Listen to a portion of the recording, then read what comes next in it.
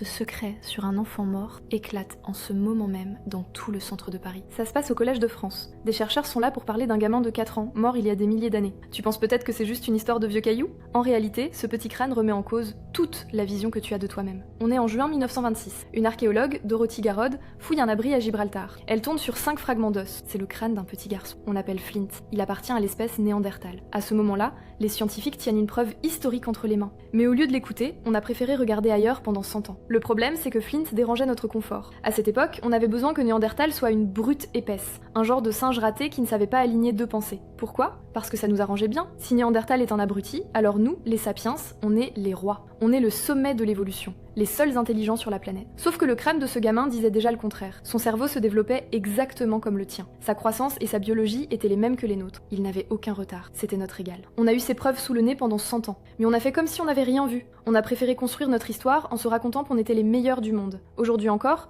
quand tu veux dire à quelqu'un qu'il est bête, tu le traites de Néandertal. C'est devenu une insulte, alors que la science sait la vérité depuis une éternité. On a préféré garder nos préjugés pour ne pas perdre notre place sur le podium. On accepte de ne pas être l'élite, ou on méprise encore nos ancêtres. Abonne-toi à OCR pour pas louper les prochaines vidéos.